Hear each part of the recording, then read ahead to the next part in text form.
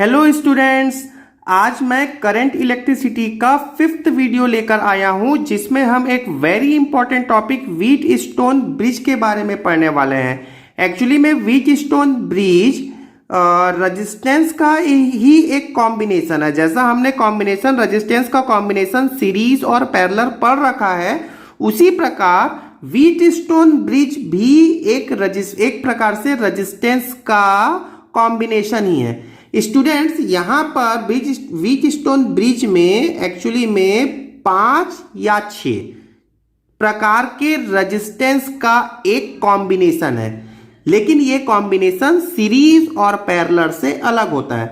मतलब आप ये मान के चलिए कि यदि आपके एग्जाम में यदि आपको कुछ ऐसा लग रहा है कि वो एक ऐसा सर्किट दिया हुआ है जो ना कि सीरीज है ना तो पैरेलल है और लगभग 5 या 6 रेजिस्टेंस लगे हुए हैं, तो आपके दिमाग में तुरंत ये बात आना चाहिए कि वो व्हीट स्टोन ब्रिज से रिलेटेड प्रॉब्लम हो सकता है। तो व्हीट स्टोन ब्रिज से रिलेटेड जो प्रॉब्लम्स होते हैं आप ऑब्जर्व करना, आईआईटी में भी, नीट में भी बहुत से या किसी भी ऑब्जेक्टिव एग्जाम में, बोर्ड में बहुत से क्वेश्चंस आते हैं। इसीलिए मैं आपके लिए एक सेपरेट वीडियो बना रहा हूं व्हीट स्टोन ब्रिज पे।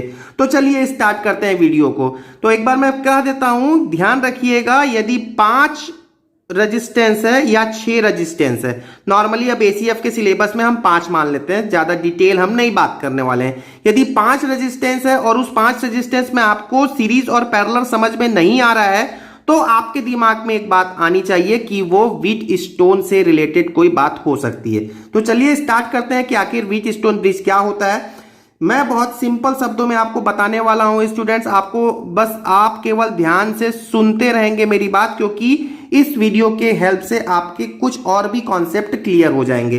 तो ये क्या होता है, व्हीट स्टोन ब्रिज क्या होता है? यह 5 रेजिस्टेंस का एक स्पेशल कॉम्बिनेशन होता है। स्टूडेंट, बहुत से बच्चों को मुझे का रिक्वेस्ट आता है कि सर हिंदी में पढ़ाइए, सर इंग्लिश में पढ़ाइए।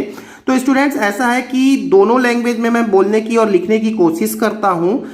फिर भी यदि कोई प्रॉब्लम है तो वीडियो को आप थोड़ा सा रिपीट कर लें, जिन बच्चों को इंग्लिश में या हिंदी किसी भी लैंग्वेज में प्रॉब्लम है। तो वैसे तो मैं हिंदी में तो समझा ही रहा हूं, जो राइटिंग वर्ड है स्टूडेंट्स, वो हो सकता है कि कई बार मैं हिंदी में भी लिखता हूं, कई बार इंग्लिश में भी लिखता हूं, तो थोड़ा सा इसको मैनेज करिएगा, ठीक है।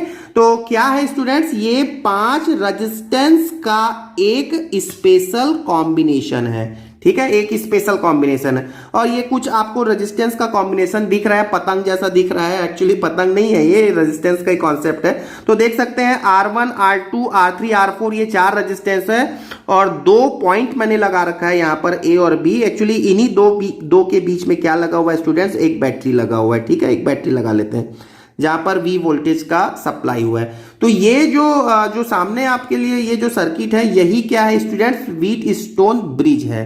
बट हमें आपको पढ़ाना है balanced wheat stone bridge. Balance wheat stone bridge क्या होता है? तो बैलेंस व्हीट स्टोन ब्रिज उस सर्किट को कहते हैं जिसमें ये जो बीच वाला रेजिस्टेंस है, जिसमें ये बीच वाला जो रेजिस्टेंस जो आपको दिख रहा है, मतलब R5, इसका कोई रोल नहीं होता है। इसका मतलब देखिएगा, मैं आपको इसको समझाता हूं। सपोज आपकी ये बैटरी है, बैटरी से ये करंट फ्लो हुआ, इधर बड़ा टर्मिनल कर देते हैं, तो ये बैटरी से इधर करंट फ्लो हुआ ये V वोल्ट की बैटरी है सपोज, है ना स्टूडेंट्स। अब यहां से करंट आता है, यहां पर कितना वोल्टेज होगा, V। तो जब तक वायर में कोई रेजिस्टेंस ना हो, जो वोल्टेज यहां है वही वोल्टेज यहां होगा। सिंपल सी बात है ना।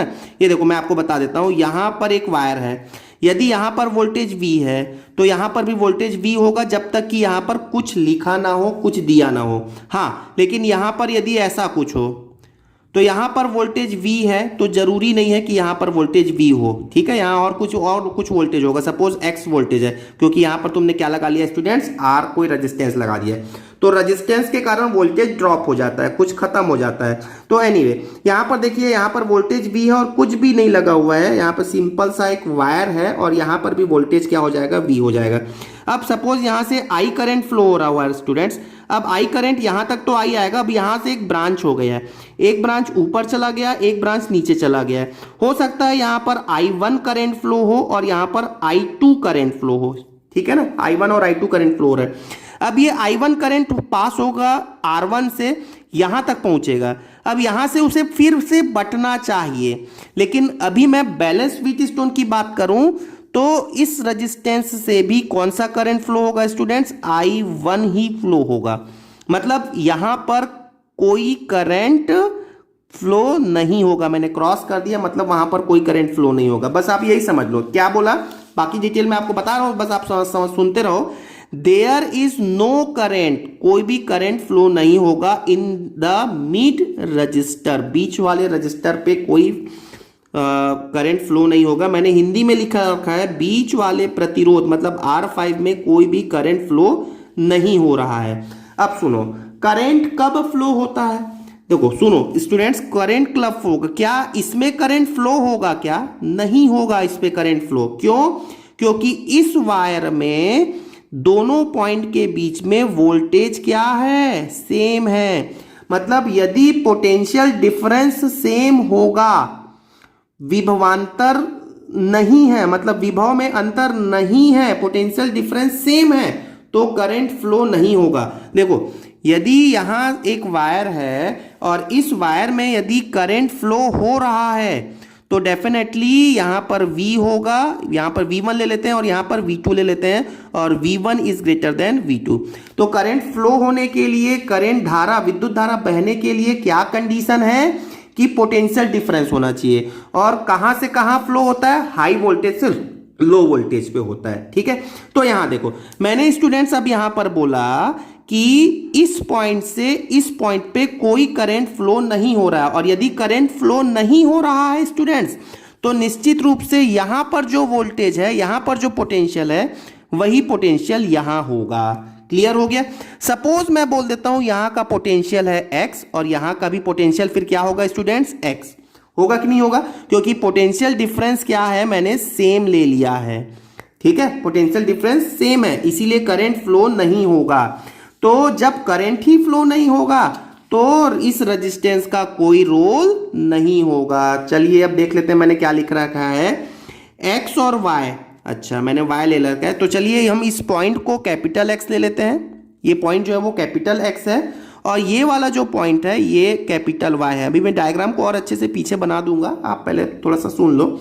ये दोनों पॉइंट है X और Y, तो X और Y पे पोटेंशियल डिफरेंस कितना है स्टूडेंट्स, X और X।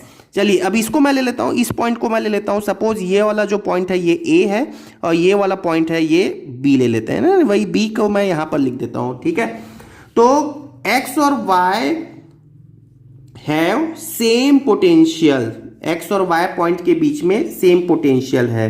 ठीक है, तो अब इस स्थिति में यदि मैं दो बातें बोल दिया, क्या अब दो बातें बोला कि इस बीच वाले वायर पे करंट फ्लो नहीं होगा, और क्यों फ्लो नहीं होगा, क्योंकि इन दोनों पॉइंट्स के बीच में विभव में अंतर नहीं है। यदि ये कंडीशन है, दो कंडीशन, यदि ये कंडीशन है तो आप क्या बोलने वाले हो, R1 upon R2 is equal to R3 upon R4। ठीक है, तो ये मैंने लिख रखा है R1 upon R2 R3 upon R4, ये इक्वल होगा। ठीक है, क्लियर हो गया। ऐसी स्थिति में मैं क्या बोल सकता हूं, बीच वाले रेजिस्टेंस को रिमूव कर सकता हूं। तो चलिए मैं एक और डायग्राम बना देता हूं, ये आपको ये देख लो, ये ऐसा कुछ मैंने रेजिस्टेंस बना लिया। जल्दी से मैं काम कर लेता हूं विदाउट वेस्टिंग अवर टाइम। तो ये हो गया मेरा एक रेजिस्टेंस, ये हो गया मेरा दूसरा रेजिस्टेंस, ये हो गया मेरा तीसरा रेजिस्टेंस, ये हो गया मेरा चौथा रेजिस्टेंस। और ये जो बीच वाला रेजिस्टेंस है स्टूडेंट्स, आप इसको ना कंसीडर करें, आपको कंसीडर करने की जरूरत नहीं है। ये है R1, ये है R2। कब कंसीडर नहीं करेंगे, जब R1 अपॉन R2 बराबर R3 और R4 के इक्वल हो, मतलब ये R3 अपॉन R4। अब यदि ये वाला रेजिस्टेंस नहीं है तो इसको हटा दो, हटा दिया मैंने। अब स्टूडेंट्स आप इसको हटा दोगे तो क्या हो जाएगा, आप इसको सॉल्व कर लो। क्या होगा, R1 और R3 ये सीरीज में आ जाएंगे। देखो यही करंट, जो करंट यहां फ्लो होगा वही इधर चला आएगा, और R2 और R4 भी सीरीज में हो जाएंगे, और फिर ऊपर वाला और नीचे वाला किस में हो जाएंगे स्टूडेंट्स, पैरेलल में हो जाएंगे। तो है ना बहुत आसान। चलिए अब इसको सॉल्व कर लेते हैं कि क्या होगा। एक बात और स्टूडेंट सुन लेना, मैंने पॉइंट्स लिखा है। देखो यहां पर मैंने पॉइंट दिया था A पॉइंट, ये भी A पॉइंट, क्योंकि यहां पर वोल्टेज सेम है। यहां मैंने लिखा था बी पॉइंट, यहां पर भी मैंने लिखा बी पॉइंट ताकि आपको समझ में आ जाए। यहां पर मैं लिख लेता हूं एक्स पॉइंट है, यहां पर मैं लिख लेता हूं वाई पॉइंट है, और एक्स पे पोटेंशियल है एक्स वोल्ट, ठीक है, एक्स वोल्ट, एक्स पे क्या वोल्टेज है एक्स वोल्ट लिख ले, और वाई पे जो पोटेंशियल है वो भी कितना है students, x volt, potential difference same है, करंट फ्लो नहीं होगा। चलिए अब देख लेते हैं, आपके सामने क्वेश्चन लिखा है, ट्राई कर ले, बन जाएगा बहुत आसान से। ये व्हीट स्टोन का ये जो पतंग जैसा दिख रहा है ऊपर में, है ना, ये पतंग जैसा दिख रहा है, मैंने उसको थोड़ा सा चेंज कर दिया है। तो देखो ये देख सकते हैं यहाँ पर क्या, ये बैलेंस्ड है, तो देख सकते हो 2/1 4/2, मतलब बैलेंस्ड है कि नहीं, 2/1 कितना हो गया इज इक्वल टू 4/2 है, मतलब ये तो बैलेंस्ड है, ठीक है, रेशियो सेम आ रहा है, 2/1 रेशियो सेम है, तो ये व्हीट स्टोन ब्रिज है। आपको मैंने बोल देगा 5 रेजिस्टेंस सीरीज पैरेलल ना दिखे तो आप उसके आपके दिमाग में आना चाहिए व्हीट स्टोन। अब सॉल्व कर लो। अब ये रेजिस्टेंस को हम गायब कर देते हैं, हटा दो, अब उसका कोई रोल ही नहीं है, ठीक है। तो 2 और 4 सीरीज में आ गए, 2 4 का स्टूडेंट हो गया कितना 6, ठीक है। अब तो आपको सीरीज पैरेलल आता होगा, इसलिए मैं विदाउट वेस्टिंग टाइम शॉर्टकट में जल्दी से बता रहा हूं। 1 और 2 का कितना हो जाएगा स्टूडेंट 3, और 6 और 3 किस में आ जाएंगे, पैरेलल में आ जाएंगे। और यदि 6 और 3 पैरेलल हो जाएंगे तो याद करो, ये यदि R है तो ये हो जाएगा R/2, तो R/2 का क्या होता है स्टूडेंट्स, R/3, याद है, तो ये हो जाएगा 6/3, मतलब 2 ओम हो जाएगा। नेक्स्ट प्रॉब्लम देखते हैं स्टूडेंट्स, ये डायरेक्टली याद रखो, व्हीट स्टोन ब्रिज में R है, यदि सभी R है, सभी रेजिस्टेंस R है, तो इसका रोल तो वैसे ही खत्म हो गया, क्योंकि R/R is equal to R/R। Wheatstone bridge का कॉन्सेप्ट फॉलो हो रहा है, और इसका आंसर हो जाएगा R। कैसे, तो आप देख लो, R का 2R, देख लो R का 2R, R का 2R, ये दोनों सीरीज में हो जाएंगे, ये भी सीरीज में और ये भी सीरीज में, तो 2R यदि पैरेलल में, 2R यदि पैरेलल में है तो इसका क्या हो जाएगा 2R/2, मतलब R। क्लियर हो गया। चलिए स्टूडेंट्स नेक्स्ट प्रॉब्लम ये देखिएगा, ये भी व्हीट स्टोन ब्रिज का ही एक दूसरा रिप्रेजेंटेशन है, मतलब जो पतंग जैसे दिख रहा था वो जरूरी नहीं है कि हमेशा पतंग ही जैसा दिखे, ये भी एक आपका व्हीट स्टोन ब्रिज ही है। आप एक काम करो, इसको समझने के लिए ये आप एक बैटरी लगा लो, मैं समझा देता हूं, वैसे आंसर आपको पता चल चुका है। इसका आंसर, यदि ये व्हीट स्टोन ब्रिज है, R है, तो इसका आंसर क्या आ जाएगा स्टूडेंट, R ही आएगा। तो आंसर तो आपको पता चल गया, मैं आपको एक बार सर्किट बता देता हूं, आप समझ लो। सपोज यहां पर पोटेंशियल है V, तो यहां पर भी V होगा, और इस पॉइंट पे भी स्टूडेंट V होगा, समझ में आया क्या, ठीक है। और यहां पर देखो पोटेंशियल डिफरेंस A और B के बीच पे कितना है, V है, मतलब यहां पर यदि V है तो यहां पर कितना होगा स्टूडेंट, 0 होगा कि नहीं होगा, यहां 0 है, मतलब यहां पर भी 0 ही होगा। क्लियर हो रही बात, क्लियर हो गया। यहां पर यदि 0 वोल्ट है तो यहां पर भी 0 वोल्ट है, ठीक है। अब देखो यहां से V है, V से आप इस लाइन से यदि आएंगे यहां पहुंच गए, तो यहां पर तो रेजिस्टेंस दिख गया, तो क्या यहां पर भी V वोल्टेज होगा, क्या नहीं होगा। और यहां पर देखो, यहां पर यदि V है, अब आगे बढ़ो, यहां से आगे बढ़ेंगे तो फिर रेजिस्टेंस मिल गया, तो यहां पर भी V वोल्टेज होगा, क्या नहीं होगा। तो यहां पर कुछ अलग वोल्टेज होगा, यहां पर कुछ पोटेंशियल अलग होगा, यहां पर कोई पोटेंशियल अलग होगा, ठीक है। अब यहां पर अलग पोटेंशियल है यदि X, और यहां पर अलग पोटेंशियल है Y, लेकिन अभी यदि यहां पर करंट फ्लो नहीं हो रहा है तो यहां पर डेफिनेटली दोनों पे कौन सा पोटेंशियल होना चाहिए, X ही होना चाहिए। मतलब ये हमारा X पॉइंट है और ये हमारा क्या है, Y पॉइंट है। X पॉइंट पे पोटेंशियल है स्मॉल x, Y पॉइंट पे पोटेंशियल है small x, potential difference same है। मतलब कुल मिला के आप डायग्राम याद रख लो तो आपका रिप्रेजेंटेशन याद रख लो, डायरेक्टली ये व्हीट स्टोन ब्रिज का है। और चलिए आपको मैं चलते चलते मतलब लास्ट में एक प्रॉब्लम देकर जा रहा हूं, आपका एक कॉन्सेप्ट समझ में आता है तो आप इसका सॉल्यूशन मुझे आप सॉल्व करके बताएं स्टूडेंट्स कि इसका आंसर क्या होना चाहिए। ये काम करते हैं, ये और ये थोड़ा सा मिस्टेक हो गया, मैं एक दूसरा बना देता हूँ आपके लिए। ये एक रेजिस्टेंस मैंने बनाया, ये एक रेजिस्टेंस बनाया, काफ़ी पॉपुलर प्रॉब्लम है स्टूडेंट, तो ये एक मैंने रेजिस्टेंस बनाया और मैंने एक वायर लिंक किया कुछ यहाँ पे ऐसा, और एक वायर मैंने लिंक किया कुछ यहाँ पर ऐसा, ठीक है। और ये पॉइंट है बी और ये पॉइंट है ए, ठीक है।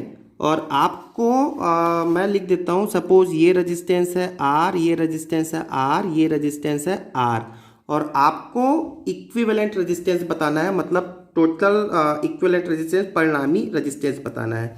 आपके ऑप्शंस मैं दे देता हूँ स्टूडेंट्स, R/2, R/3 और 3R।